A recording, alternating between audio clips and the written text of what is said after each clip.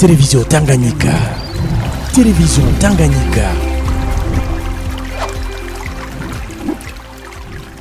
Kuri wa Mungu igenekerezo rya 4 Rusama mwaka wa 2025 urunani rw'abapastori bakorera muri komine ya Muha rwaratunganije igikorwa kidasanzwe mu ntumbero yo gusengera igihugu n'amatora no mu kwinjira muri komine nshasha yagutse ya Mugere ngo nakaryo keza ko kuba hamwe no gukorera hamwe ibikorwa by'iterambere kuko ari byo zubaka umubiri wa Kristo.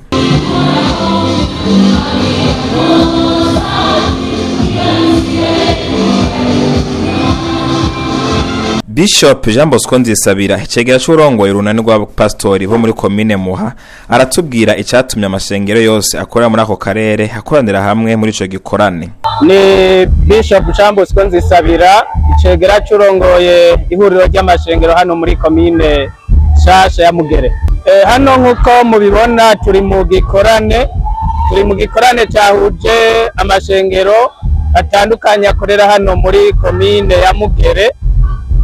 Kuri iri genekerezo mu ntumbero yo gukomeza ubwa mbere ubumwe bw'amashengero hagati muri twebwe dusanzwe dufise ibikorwa bitandukanye ariko uyu munsi n'akaryo keza ko gukomeza ubumwe bwacu. Ariko kandi nk'uko abarundi bose babizi, murabizi ko turi mu gihe tugiye kwimiriza amatora, n'igihe ishengero twagombye kugaragaza ko by'ukuri dukurikirana ibikorwa biriko biraba.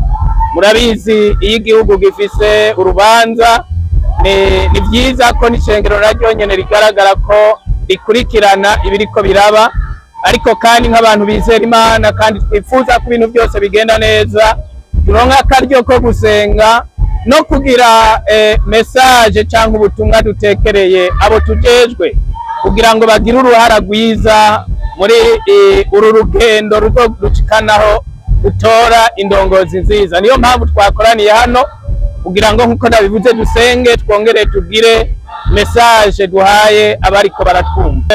Impamvu twipfuje kugira urunani no kubwa mbere twatahuye ko naho turi amashengero afise amazina atandukanye, turi bamwe dusenga Imana imwe, dukora igikorwa kimwe. Biba ari vyiza rero ko abantu mwe nabo bakora igikorwa kimwe baja hamwe kugira ngo ivyo bakora bigaragaze kuba bimwe. Reverend Pasteur Mpawenayo Donatien amenyesha ko ukuja hamwe kwa bakozi b'Imana bifise ikimazi kinini cyane. Niseze umukozi w'Imana yashaka kwitaba Imana naro nikimwamba naro gabaza no kumaziko, ariko tumaze kuja hamwe iyo umukozi w'Imana aramutse yitavye Imana turaja hamwe tukamushingurana iteka cyangwa yabuze umwana ndetse ntiyagize n'urubanza ubwo ariko rwose turaja hamwe kuja abandi bantu baja hamwe. Murabona abataxivero abamotari baraja hamwe ugasanga baradusubya gukora neza kandi twe turakoze b'Imana dufise amashengero dufise aho tuba, ariko umukozi w'Imana agira ikibazo ntagire umuserukako. Twagiye hamwe rero kugira ngo dushire ingufu hamwe dufashanye kandi twitane muri vyose kandi kugira ngo twigishanye n'iziterambere kugira ngo dushike ku mbonako zeza igihugu cyacu mu mwaka w'2040 mu mwaka w'2060 igihugu cyacu aho kizoba giteye imbere, igihugu cyacu cifashe. Ni muri iyo ntumbero rero dushira hamwe abakozi b'Imana tugategura ibikorwa hamwe. Ndayisenga Devote mustanteri wa komine Muha nawe aremeza ko kuba abakozi b'Imana bagiye hamwe bagasengera igihugu n'amatora bifise ikimazi kinini cyane kuri komine nshasha ya Mugere no ku gihugu cose. Nitwa Madame Ndayisenga Devote, ndi mustanteri wa komine nziza ya Muha. Ego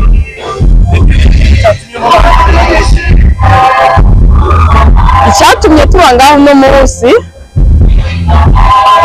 gusengera igihugu nko muri komine nshasha ya Mugere tugiye kwinjiramwo, gusengera igihugu tugasengera na komine nshasha tugiye kwinjiramwo, tugasengera kandi n'amatora yimirije kuba kuko mu rubanza rudasanzwe aho umurundi wese akunda igihugu yotegerezwa gusengera aya matora azoba itariki 5 z'ukwezi kwa gatandatu 2025 kuko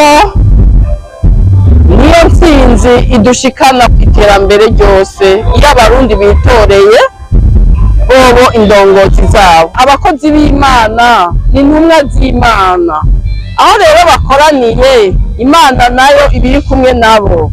Nico gituma twagiye hamwe, kuko abakozi b'Imana bo muri komine Muha y'uno munsi, ariko kandi no muri komine yagutse ya Mugere, ukuri dukorana neza cyane.